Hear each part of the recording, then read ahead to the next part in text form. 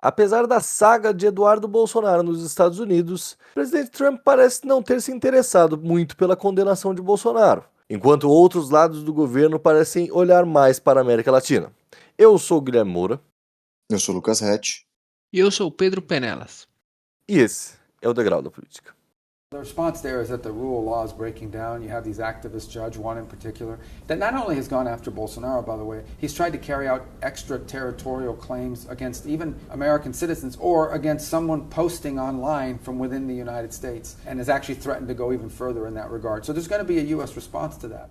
Bom, existia um certo clima, uma certa pretensão, uma certa expectativa de que se o Bolsonaro fosse condenado de fato, nossa, ia ser o inferno na terra e tal. Claro, tudo bem, a gente tá no segundo, terceiro dia de condenação, então ainda podem rolar coisas. O Trump costuma trabalhar melhor na segunda-feira. Mas a primeiro momento eu achei bem. Falou, pô, Bolsonaro, cara durão, tal, mas aí tá preso, né?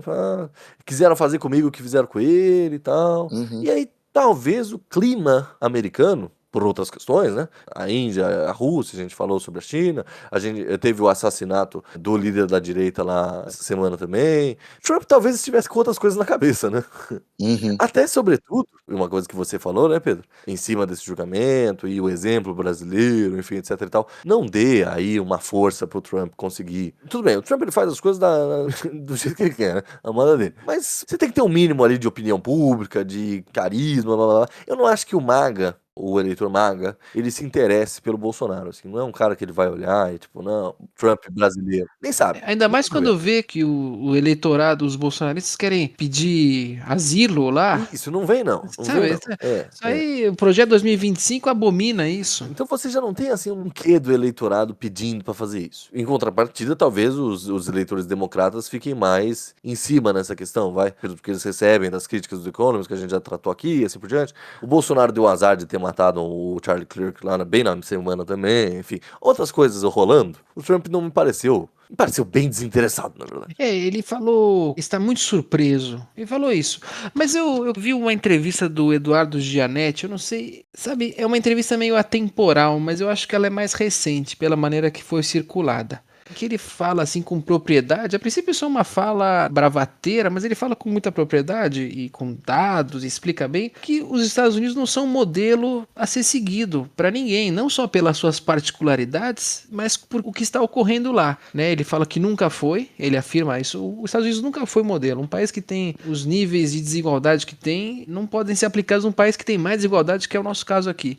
E imediatamente eu lembrei da matéria do The Economist, que fala mais ou menos como o Brasil, seguindo um modelo que não copia os Estados Unidos, se sai melhor no momento. O maior erro dos Estados Unidos foi deixar impune os invasores do Capitólio, não só pelo que a gente está vendo hoje, mas por uma questão de tradição de justiça, não é? Até pelo momento de isolamento, ou de auto-isolamento, enfim, que os Estados Unidos estão vivendo. E aí cada um vai tirar aquilo se acha isso importante ou não, né? Mas eu acho que internacionalmente, pro Brasil, é melhor, né? De credibilidade, né? Exato, de instituições mais sólidas, vamos falar assim. E aí tudo bem, a gente aqui dentro pode pensar que, pô, a instituição sólida coisa nenhuma, corrupção, assim por diante, beleza. Mas pra quem vê de fora, né, cara? Exato. Assim, qual foi a minha crítica ao The Economist? Muito raso, falando que os políticos tradicionais do Brasil visavam o progresso. Acho isso um absurdo. Mas pra quem enxerga no legislativo a Constituição, faz sentido essa opinião, né? Eu gostei da sua comparação, eu acho que ela é bem feliz, porque no mesmo dia da condenação do Bolsonaro, teve um documento assinado por vários políticos do Partido Democrata, criticando as tarifas específicas do Trump em relação ao Brasil com essa justificativa política, né? Outras assinaturas foram sendo colhidas ao longo dos dias,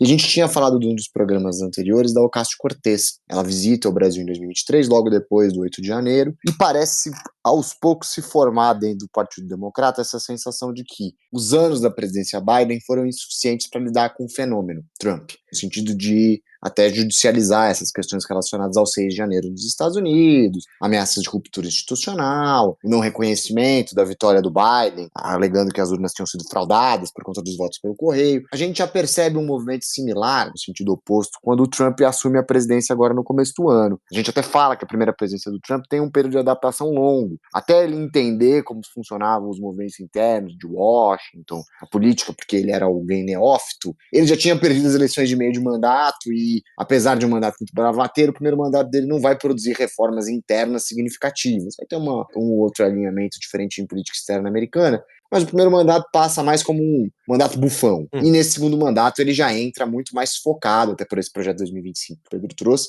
Estou muito curioso para ler o livro do David Grant. E talvez os democratas estejam fazendo a mesma coisa nesse momento. Se nós voltarmos à presidência, e se os democratas veem a presidência do Trump como algo sugêneres na tradição política e jurídica americana, eles podem se valer de alguns exemplos internacionais, e um dos exemplos internacionais pode ser o julgamento do Bolsonaro no Brasil. Então, há uma massa crítica se formando aí dentro do Partido Democrata para lidar com essa nova extrema-direita global, que o Trump é o principal expoente. E caso o Trump volte à condição de ex-presidente, o que teoricamente vai acontecer no final do seu mandato, que ele não pode concorrer à reeleição e os republicanos não façam um sucessor, os democratas talvez estejam melhor aparatados para lidar com essa situação. Então acho que há esse movimento. O Brasil entra, apesar do Brasil não ser um agente muito debatido dentro da política interna americana, porque a relação entre Brasil e Estados Unidos não é tão sólida quanto de outros países, os democratas parecem ter pesado ou contrabalanceado essa questão do Brasil, porque estava muito ligado ainda aos republicanos num viés crítico. Os democratas vão apresentar um contrapeso, e aí isso passa a ser objeto de disputa dentro da política doméstica americana, e aí os custos para a lei Magnitsky, para as tarifas ou para outras sanções fica mais alto, né? Porque não é só o desgaste na sua imagem com o país e internacionalmente, mas também com a sua oposição interna. Mas eu levanto um outro ponto, e a gente já comentou isso em outros momentos. Há uma falsa ilusão de que quando o Trump sair do poder, ou enfim, se ele for derrotado eleitoralmente, aquela coisa toda, o mundo vai voltar a ser o que era antes, que não vai. E muitas posições trumpistas do primeiro governo são mantidas pelo governo Biden, então se espera que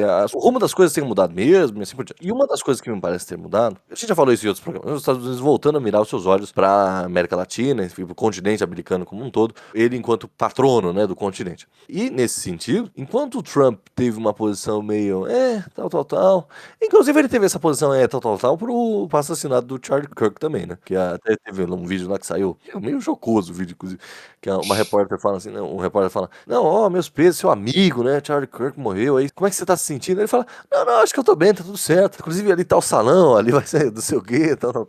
Então, assim, o Trump me pareceu meio aéreo essa semana, mas um cara que me pareceu focado, e aí eu vi algumas matérias, até pela questão da Venezuela, que a gente não tratou aqui em nenhum programa, mas meio que tá rolando uma tensão aí no Mar do Caribe, né, do Marco Rubio. Ele sim, ele fez um tweet mais expressivo, ele parece ter entrado em contato, ou o Eduardo Bolsonaro entrou em contato com ele, e ele me parece ter tido uma postura mais assertiva para a questão Bolsonaro. Assim, ele parece ter olhado com olhos mais interessados. Mas o Rubio, ele chegou nesse cargo e o primeiro a cantar a bola de que a América Latina teria que abrir os olhos a isso foi o Guga Chakra.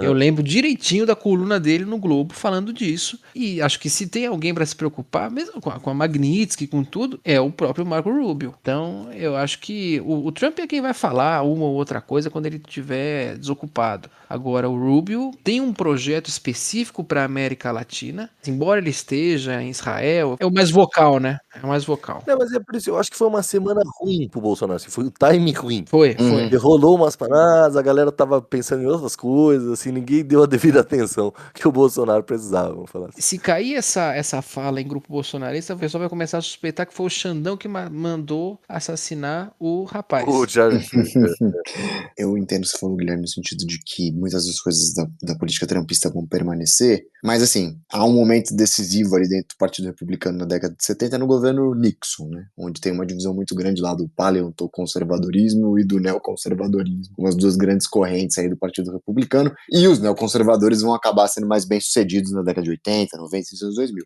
Esse partido acabou, né, a gente fala de uma mudança profunda das bases do Partido Republicano para um ideário trumpista, mas dentro desse ideário trumpista eu acho que há projetos em disputa. Eu acho que o Rubio é alguém que naturalmente vai olhar mais para a América Latina pela trajetória pessoal e pelo esse impacto que esses imigrantes de segunda, terceira geração, que a gente até falou que votaram de maneira mais direta no Trump no último pleito, vão perceber a sua imagem, a sua identidade política e como eles desejam os seus candidatos e o Partido Republicano em si. Mas ele não é a única corrente. A depender de quem for o sucessor do Trump, nesse pós-trumpismo, a gente fala do pós-trumpismo, trumpista, né? Ele ainda vai ser um partido trumpista, mas uma das bases vai ser bem sucedida num primeiro momento. Seja lançando um candidato contra os democratas, vitorioso ou derrotado, mas a gente já vai entender um pouco dentro dessa maquinação interna do partido qual dessas correntes que hoje compõem o governo Trump vai ser bem sucedido. E aí eu acho que essa atuação dos democratas e o pensamento em relação ao Brasil vai ser mais ou menos beneficiada a depender de quem vencer. Se for o grupo do Rubio, eu imagino que a posição em relação à América Latina vai se manter como atual até se aprofundar, e outras questões vão ficar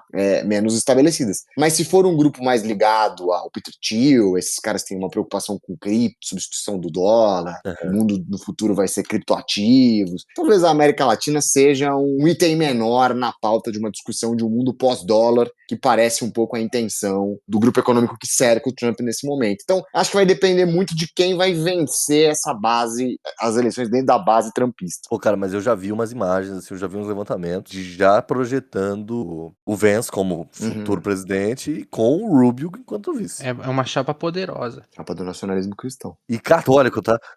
Nacionalismo cristão católico. Um é cubano, né? O outro é católico. Mas fica a palhinha desse livro que o Rhett falou, do Projeto 2025, é uma frase do Trump. Claro que isso a gente só vai descobrir mais pra frente. Falando, se Deus quiser, essa vai ser a última eleição que os americanos terão que votar. Falou isso num grupo pequeno de extremistas, mas falou. A gente já sai um pouco da nossa pauta original, mas tá aí.